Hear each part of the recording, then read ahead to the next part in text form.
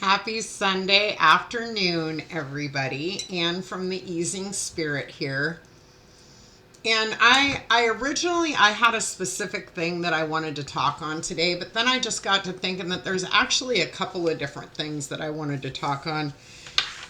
So I think the topic of discussion today is going to be my spiritual journey part 2, right? And I'm probably going to have these in chunks like this multiple times for as long as I have this channel.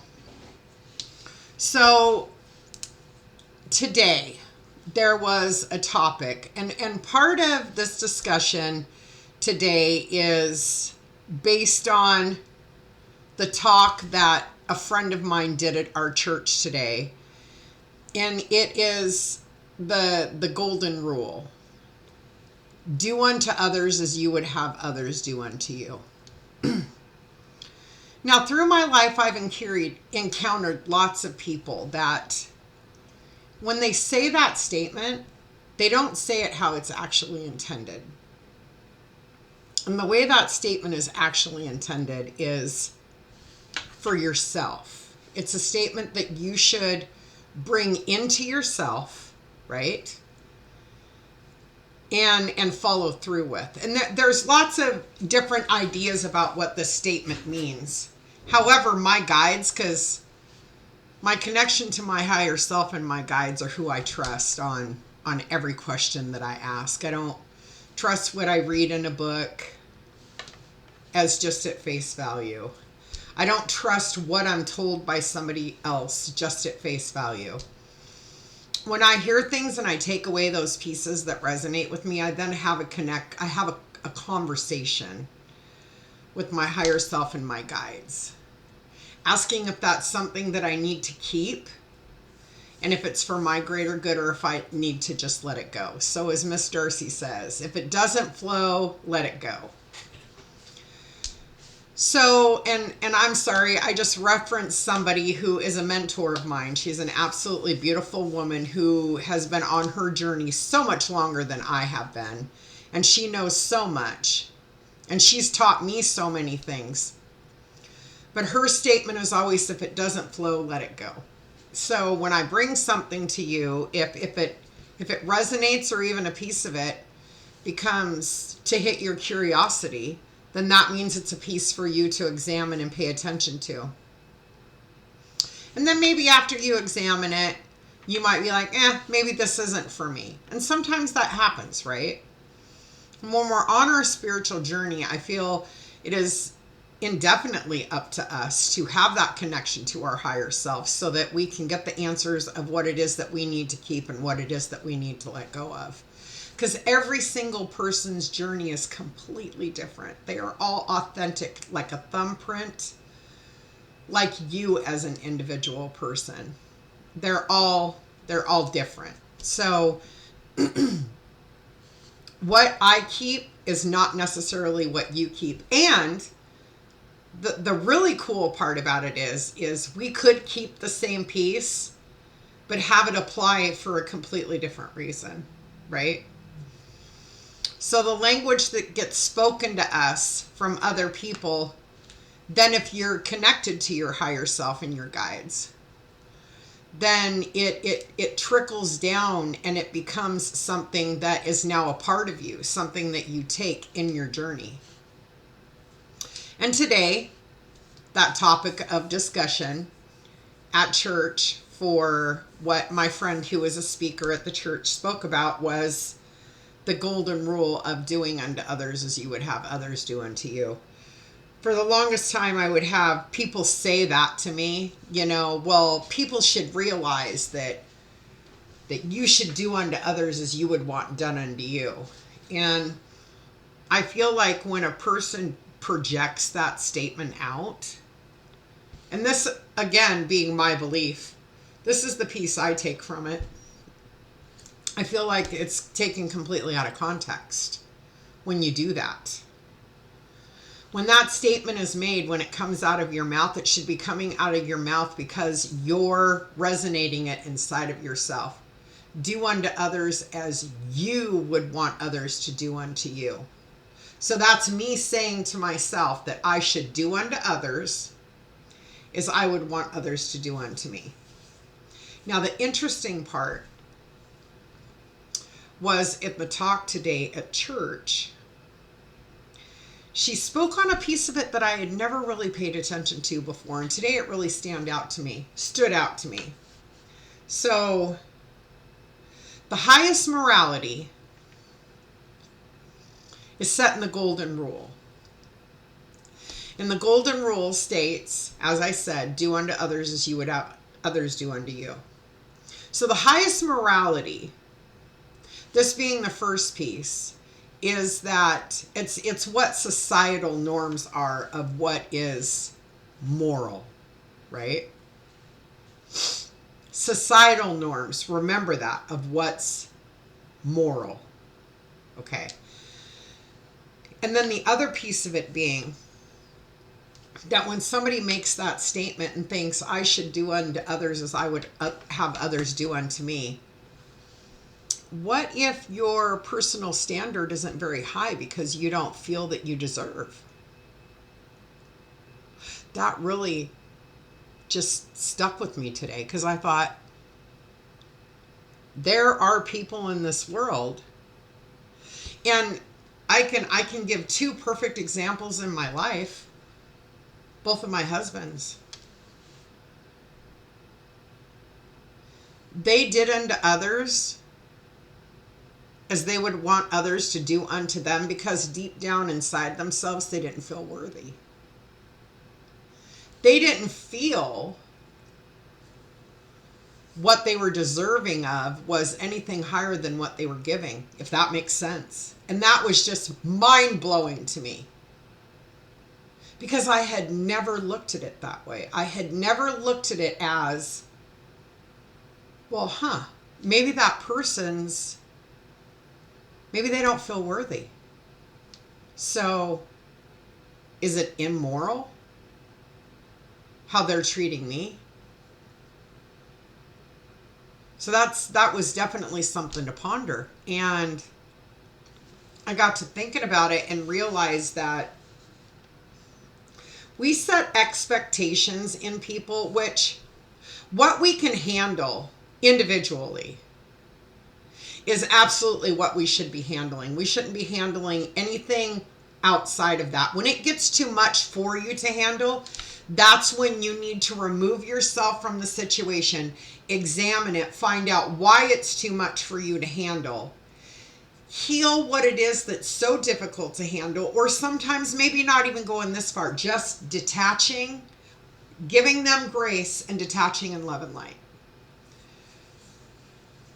Because we can't, we can, but it's extremely difficult, especially, for anybody, but then especially when you're on a spiritual journey, to deal with things that you feel are disrespectful, inappropriate, dishonest, conniving almost.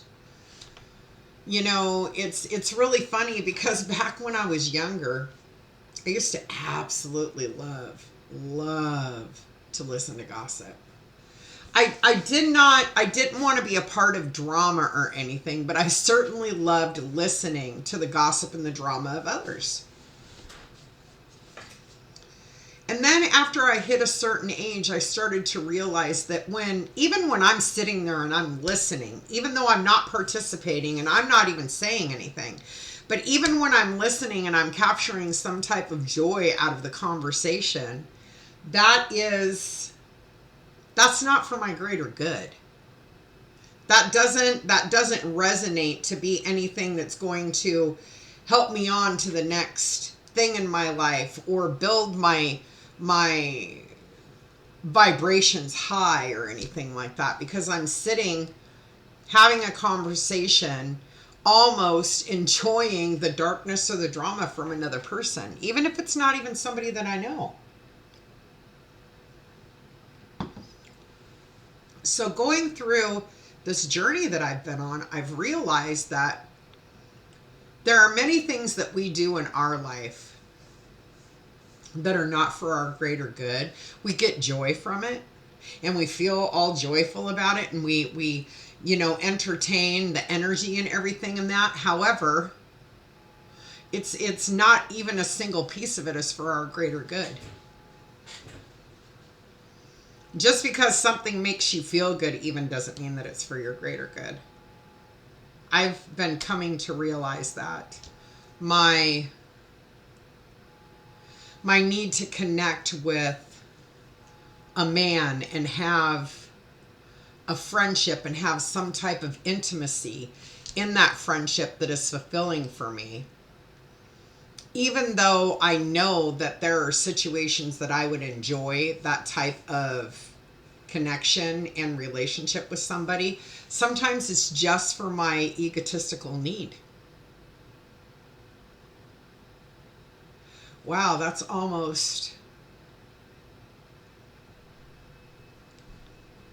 profound. I just received a message in stating that instead of trying to have some type of a friendship and hope that it's not going to become serious, but maybe it'll turn into an intimate type of a relationship with the opposite sex, is not something I have to have. It's something that I want. Right now, I don't want commitment or the I love yous and a lot of the idiosyncrasies and the stuff that comes along with a relationship. In the sense, I want to build a friendship. But I'm also just now realizing that an intimate part of that friendship is not necessary. Just because you have intimacy with another person in a sensual manner and it may feel good doesn't necessarily mean at that time that it's for your greater good. Because as crazy as it sounds, even when we hug somebody, even when we're within a close enough distance of talking with somebody, all the tethers of energy begin to breed between the two of you or the people that you're around. All the energy, and it's almost like magnetic frequencies that are bouncing off of each other. And you're sharing that energy with that person or those people that are within that close distance to you. And every time that you have intimate relations with somebody, you are really sharing the tether from the inside of you to that person. And even if the act itself feels good, maybe what you're receiving back from that energy in the end isn't for your greater good. So it's funny. I have one person in my life right now who's been consistent, a very good friend of mine. He's very dear to me. And I've had other male friends that I have conversed with or had conversations with or even went and had coffee with or went and had drinks with or whatever. And there are people that I have spent time with, right? And every single one of those at one point or another begins to fade away. They begin to move out of the picture. And a lot of times I'm like, what's going on? Okay, what happened? I thought this, I thought that, I thought whatever, right? And it's just the connection's not there anymore. Or I meet somebody and I think they're great and we have a good friendship, we're texting, we talk on the phone, and all of that. And then we meet in person and the same exact energy is not necessarily there in person as it was in our conversations on the phone. Maybe it's, I don't know, whatever it is, it fizzles out. And when it fizzles out, I get from my higher self and my guides that everything in life happens for a reason. The people who come into our life come in for a reason, and when they leave for a reason. Maybe they're not meant to be a part of our path, or they're not for our greater good, or whatever it is. And so we have to move on to the next thing. But the one person, the one friend of mine that I have in my life that's very consistent, every single time I'm brought back to this person. And it's not my intention by any stretch. He actually made a comment to me that everything goes my way. I decide how things go. We're always going by what I decide. And it was laughable to me when he made that statement. And the reason why is because for anybody who's known me in the past and knows how much I tend to try to control everything around me, a major control freak in my normal life, right? That it came to a point where my guides let me know every time you think you're controlling things, it becomes a shit show. I wreck up stuff. I lead with my ego. I have human emotion. The imposter syndrome comes in and you start hearing the stuff in your ear of, well, maybe they don't like you, or maybe this, or maybe that, or maybe the way they sighed meant something, right? You hear somebody sigh and the first thing you think is, what's wrong? What are you upset about? Why are you sighing? And these are the things within our human existence that lead us, right? Because we allow them to, instead of sitting quietly inside of ourselves when there is a question that you're asking, how does this person feel about me? Or did they react this way because of something I said? Or how come they're not getting a hold of me? Are they not interested anymore? All of these things all this sits in this primordial soup of trying to have human connection relationships, whether it's friendships, intimate relationships, marriages, boyfriend, girlfriend, commitments, jobs, bosses, whoever it is. So we read too much into a lot of things. We make assumptions. We assume things instead of sitting with something that crosses our mind and really thinking about it and being self-aware of our reactions and the way that we're reacting to things. And I've had to take a back seat a couple of times in this friendship with this person because I've let my thought process and my ego try to lead at times, right? And the thing that I love about the friendship that I have with this person is that even though they don't completely understand my journey, they understand that I'm on one.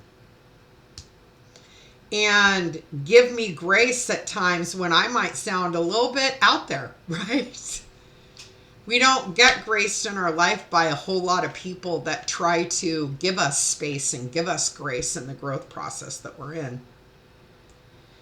And so, coming back to the golden rule of treating others as you want to be treated, and looking at it through a different lens today, it made me actually see it a little bit differently. That I understand that not every person feels worthy of being treated good. So they can only give you what they're capable of giving. And the funny thing is I've understood this. That's why I don't hold negativity with my husband now that I'm going through the divorce with. I don't hold any ill will to him. And I've understood that. I just didn't make the connection to it, right? Because we always think, well, do unto others as you would want others to do unto you. And we do tend to project that out more than we actually internalize it. And that's something that I've been teaching myself over at least the last year, is about internalizing that statement. But now I actually do have to pull it out of myself and examine it a little bit more. And see that it's not as black and white as it states. It's not a perfect statement. It's a perfectly imperfect statement, if that makes any sense. It forces us to, yes, internalize that statement and know that we should treat others as we want to be treated. But then it also causes us to flip it and pull it out and look at it on the outside and examine and understand that there are people in our lives, in our path, that do not necessarily feel worthy. So they're not going to treat anybody any differently than they expect to be treated themselves, if that makes sense. That talk today at church was just, it's really with me. It's really, whew. I love the experiences that I get at my church, because most of the time when we have a speaker gets up there and they talk about a topic and you think, oh, I know about this topic, you know, topic of love. Oh, I know what love is. You know, I've loved and I've given love and I've been loved. But really, when you listen to things from another person and you take their human piece into account when they're sharing their story with you, or the reason why they're speaking on this, or the different things that they've gone through in their life that has brought them to this point, and they share that with you, it's a beautiful gift, because there's all these little tiny pieces, these little seeds that are in those types of talks, as you would call a TED Talk, which basically kind of is what we get at our church, right? Somebody stands up and speaks on a topic that either resonates with you or it doesn't, or you take the piece, you take the flow, and you let the rest go. And I love that, because each time that, and I almost didn't go to church today. That's the funny thing. And the funny thing is too, was when I was sitting in church before it even stopped. I didn't even know what she was going to speak on today. And we were going through our declaration of principles at our church. And the 6th declaration, I do believe it's the 6th one, is the golden rule. And when we read that one, I thought to myself, this would be a great talk. This would be a great topic to have a talk on here. And then that's exactly what she talked on today in church. So for me now, it's not about the topic itself. It's about what we learn on our spiritual path when people touch our lives, when we give grace to ourselves and we show up for ourselves. The information that we get shared to us from other humans, that connection that we need as people, that helps us grow also, is always for our greater good. And, you know, it's really funny. Today was, a couple of things happened today when I was at church. Another one was, there was a new gentleman who walked in. I'd never seen him before. And when he first came in, I was I saw him, I noticed him come in. And it was almost like a piece of me was witnessing him coming in, while I was also paying attention to what was going on in church. So it wasn't like I consciously paid attention. So we did the healing service, and I was one of the healers today, and I was up there, and while I was up there healing, the young man that was still, you know, was in the audience of the church, while I had my hands on another churchgoer and I was giving him a healing, I pictured the young man who was sitting there, and I kept hearing, you have a message to give, you have a message to give, you have a message to give. But I was thinking, okay, do I have a message to give to that young man, or is the message for the man that I'm healing? And then I heard from my guides, it's for the young man that is in the audience sitting. And I thought, I don't have a message for him. And I'm trying to give the healing, but your guides and higher self, they don't stop and take pause when you're busy. I think when you're busy is when they throw stuff in your path the most, because they feel like when they throw it in your path when you're busy doing something, it distracts you and it pulls you away, and you're like, whoa, what was that? It's like squirrel, right? So I was thinking to myself, I don't have a message for him. So healing service was over, and we sat. And then it went into reading the rules of giving messages in our church. We have a protocol, no doom and gloom. Don't try to up another person's reading by jumping on it, and don't do anecdotes. Don't try to sing it. Show respect and ask the person if they want to receive a message. There's lots of stuff, lots of protocols. And those protocols were being read. When they were being read, all of a sudden it was just like the light bulb went on. And I remembered that when he came in, he had the spirit of a woman with him. And she was walking beside him with her hand on his shoulder. And as he came in and sat down, she went around the back of him and she put both of her hands on both of his shoulders, and she just stood there beaming with pride. It was now, when I remembered it, right, when I saw it, I didn't feel it yet. And this is another part of my talk today, because with me being an empath, I closed down. Now, not completely closed down, because anybody that I would be in an intimate relationship with or living with, like my daughter and my kids and my husband and my other husband in the past, and I would share emotions with those people because I had a deep connection with them, to the point that if somebody I loved was upset on the inside, they didn't even have to say anything. I could feel it. It was like it would ooze out of their pores and attach itself to me.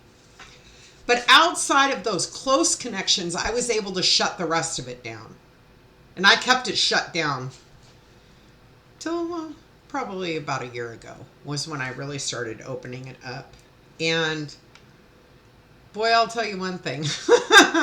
when now I go through life and I have it shut down most of the time until I get a message.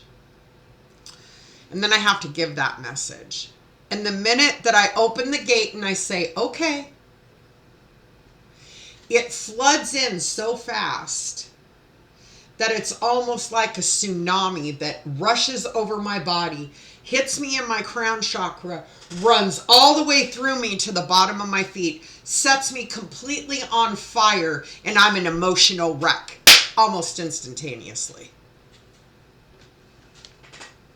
And so today, when I was being pushed, and this is funny too, because you'll be pushed and you'll feel at times, I'm not ready for that. But if we trust the process and we trust our higher self and our guides, even if we feel like it's not time for that, it's time. So as soon as the protocol was done being read and they said, who wants to go first? I shot my hand up. Usually I'm the one that will kind of shrink back and think, do I really want to give this message? Do I want to, because I read auras. I can read auras on people. I can tell you the color of people and what they're going through at that time. And auras change always. So we never keep the same aura. It depends on where we are in our life and the things that we're going through. But however, I usually shrink back and think, and my best friend at times will be at church and she'll be nudging me. I know you got something. I'm like, I don't want to share right now.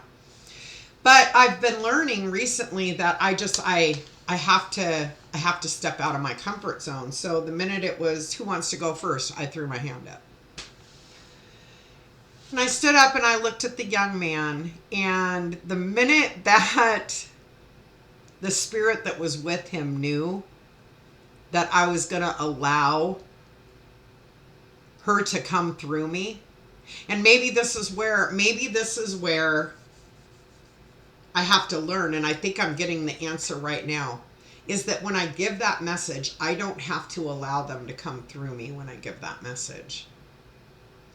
I need to keep that block still up there that you cannot, because I don't need to feel your love and emotion that you're given to this other person. The only thing I need to do is convey the message that I have for them. So as soon as I stood up and I asked him, may I come to you and give you a message? And he said yes. The minute that I did that, she was all over me. She was through my crown chakra, all the way through my body to my feet, and just all over me with emotion. And maybe it's because she was finally feeling like she could give that emotion. She could, somebody, I don't know how intuitive he is because I don't know him well enough. Maybe she's been trying to give him the emotion, and maybe he's not there, not ready, or not able to read it. I don't know. But the minute that she realized that I was saying okay, or I let my guard down, and I started to give him the message, I only got part way into it, and I started to get emotional. And cry. And it makes it very difficult for me to give messages that way to people because I get so emotional. But I gave him the message that when he came in, there was a woman with him. And I let him know that she had her hands on him and that she had much pride in the person that he is. And it made him cry. And I felt like I did what I needed to do because I gave him whatever it was that he needed from that. He got very emotional from it, so I know it resonated. There's obviously somebody that was in his past that's still with him that he misses, or that maybe he does feel is there, but maybe he needed that validation. Maybe me saying something today validated to him too that he's actually feeling that person. I don't know. So today was super emotional. This weekend was actually, it was actually last weekend. I did learn something this weekend though. When I'm under the influence of alcohol, it opens me up to the point that I begin to give messages to people and I have no control over it. It's almost like I take a back seat to myself and my higher self comes in and begins driving the car. And I'm a backseat passenger. I'm watching it and I'm experiencing it, but I have no control over it. And that's only when I drink. At first I thought, if I use an edible and I take some cannabis, that'll open me up too. It does. This is what I learned though. The cannabis opens me up to me getting my own messages, me making a connection to my higher self and getting the messages of what I need to do, the things that I should be working on. Because I put the block up in my life for so long that I'm trying to figure out how I can tap into that constant flow connection to my higher self without having to take THC to do it. Now, I thought THC opened me up, period. It doesn't. It opens me to getting information for myself. Sometimes I'll get messages for other people when I'm on THC, don't get me wrong. However, last weekend, I went out, I had taken an edible, and then I drank. And all night long, person after person after person kept coming to me. And I kept reading them, and it was just like this vomit of information. And I had one girl that was so skeptical. She said to me, well, I hear that you can read people. And it was kind of cute, her little attitude about it. And I'm skeptical about that kind of stuff. I want you to read me. And, my part of my ego is thinking, I don't want to read you. But being as I was under the influence, and I swear I have no control over it, it just came out. And her eyes got huge. Her mouth hit the floor. She turned to the bartender there and said, "Excuse my French, do you hear what the fuck she's saying to me? How does she know that?" I don't know how I know it. I didn't know it. They knew it. I didn't. It wasn't me. This is the one thing you have to realize in a spiritual journey, that it's not even about you. There is nothing about you. You are giving grace to other people. But if you're on a true spiritual path, that path is for you to help them find the information inside of themselves, or for you to be allowed to be used as a conduit for that message or that energy movement. You're not doing anything. They're doing it all. They're just using you to send that information. And so I went back this weekend, and I was sober when I got there. I had taken an edible, but it hadn't even hit me, and I had no intention on drinking that night. And so I came up to the bar, and she was like, "Oh, hi, do you want to," and I said, "No drinks, just lemon water, please."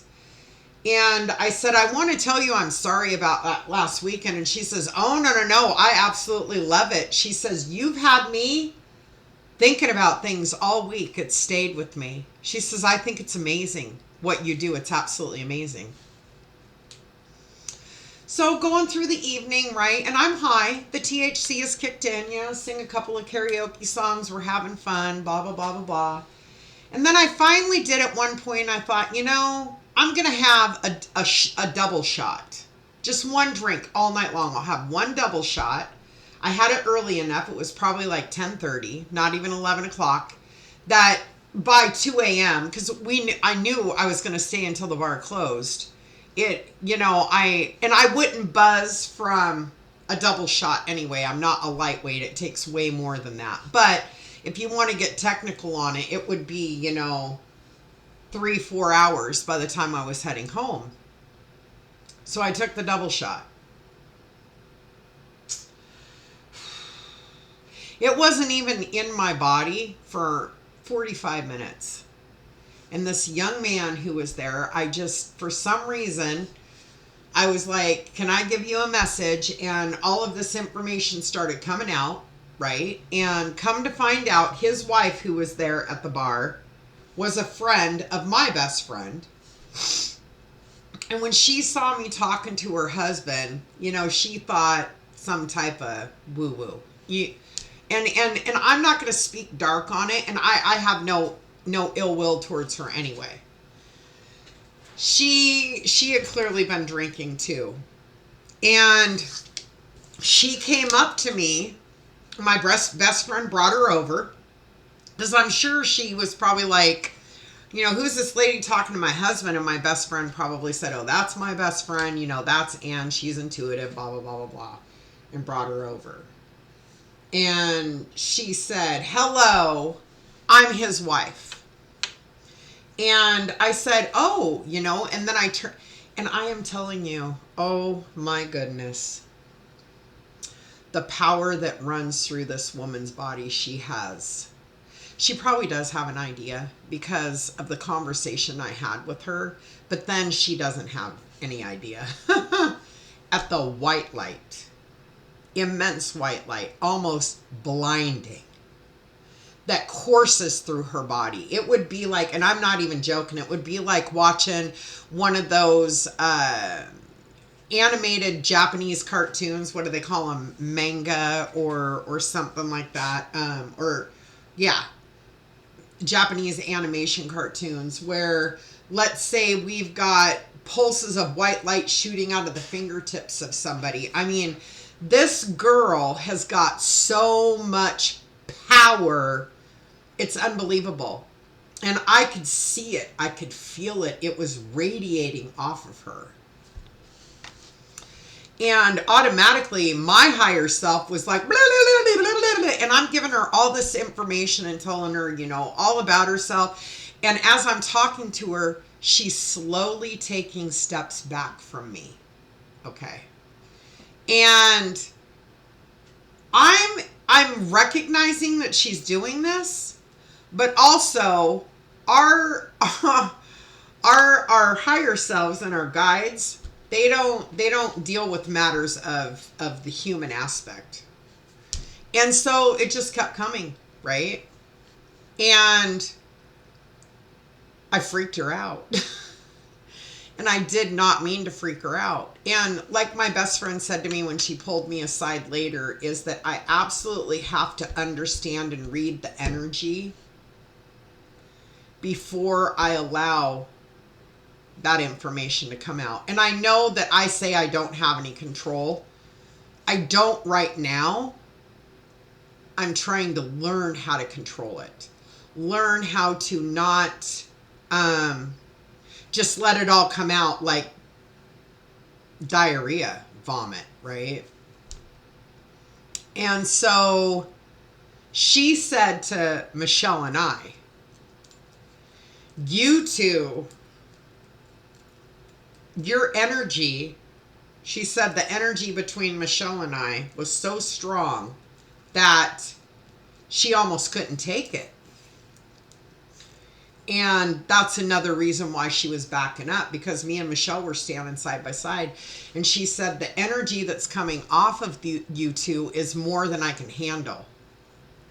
And I thought to myself,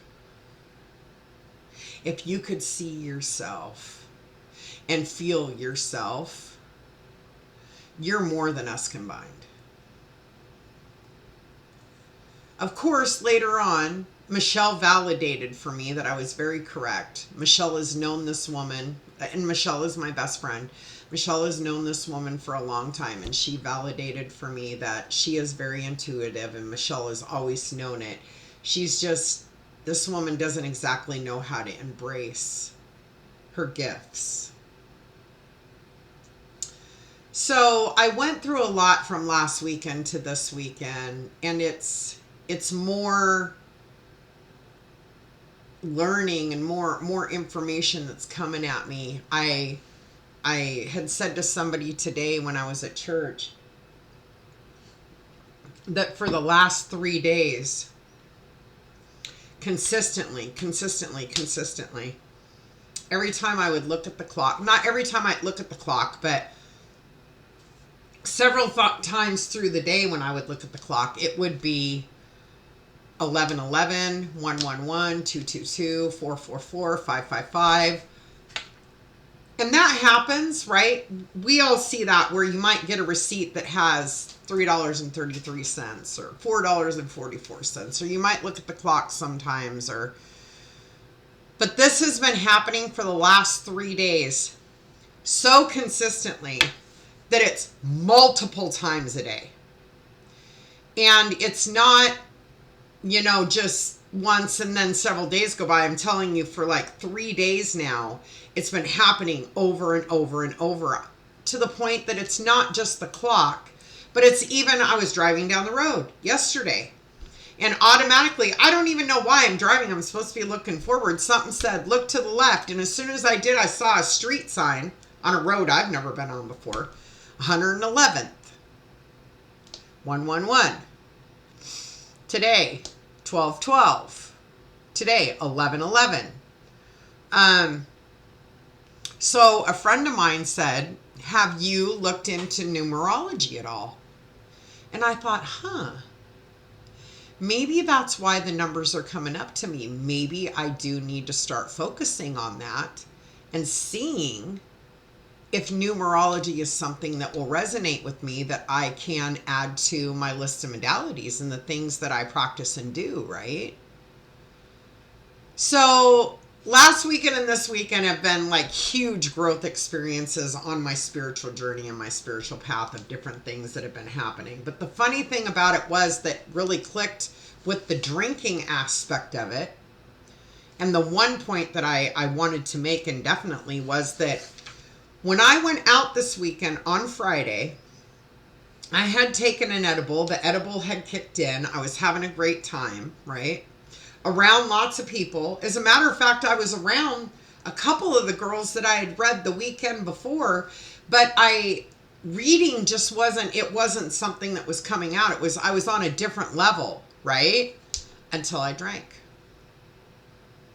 Soon as I got that double drink in me, within 45 minutes, that alcohol, yeah, it opened it up again. So I absolutely know that drinking pulls me into my mediumship. It definitely pulls me into giving those messages, or not even giving messages. That's the funny thing. It's reading people. And what that means is it's back to the aura aspect. I can look at a person when I'm under the influence of alcohol, and I can tell you exactly where they are in their life.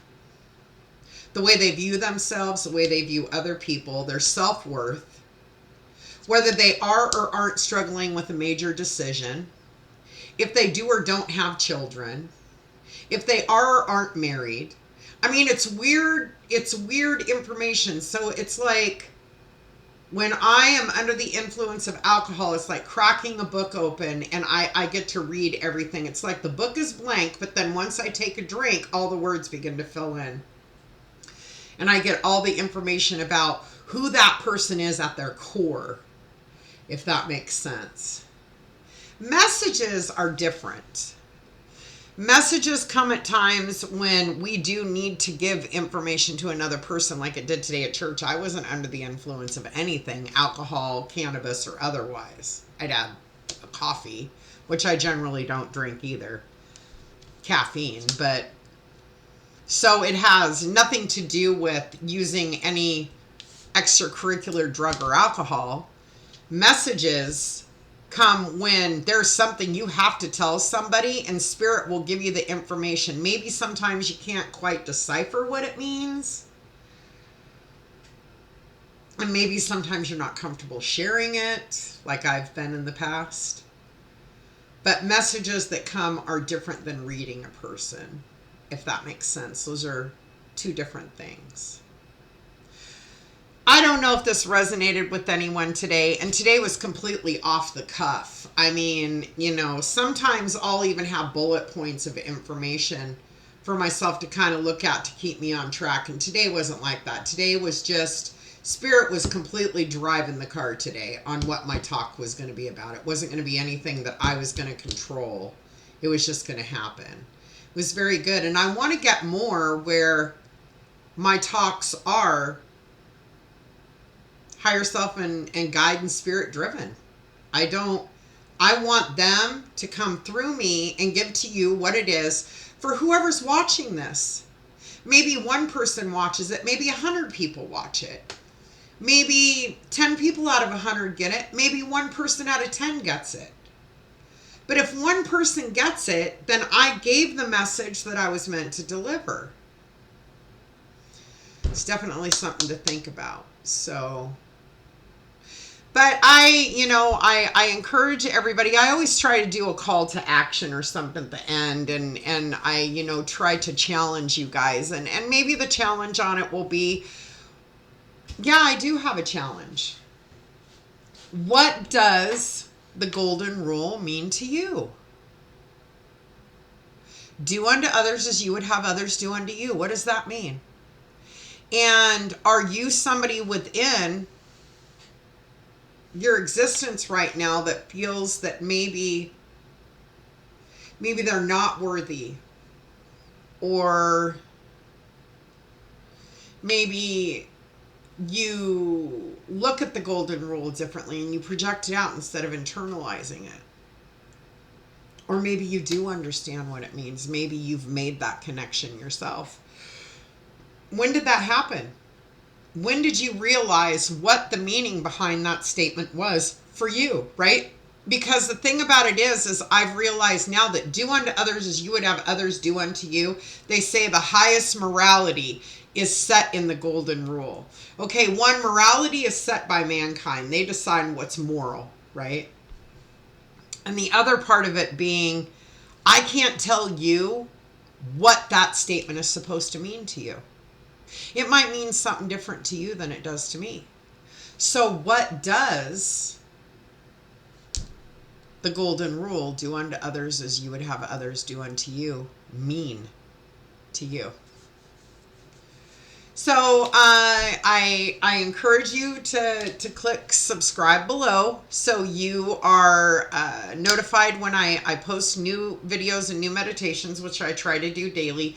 Sometimes I miss a day or two, but I usually double up. I'll have a talk and a meditation that I'll post in the same day. You can leave comments on any of my videos here to reach me, or you could even go on Facebook to my business page, The Easing Spirit. But I thank everybody who watched, right? And I encourage you always to live every day in love and light. And namaste. Thanks, and have a great week.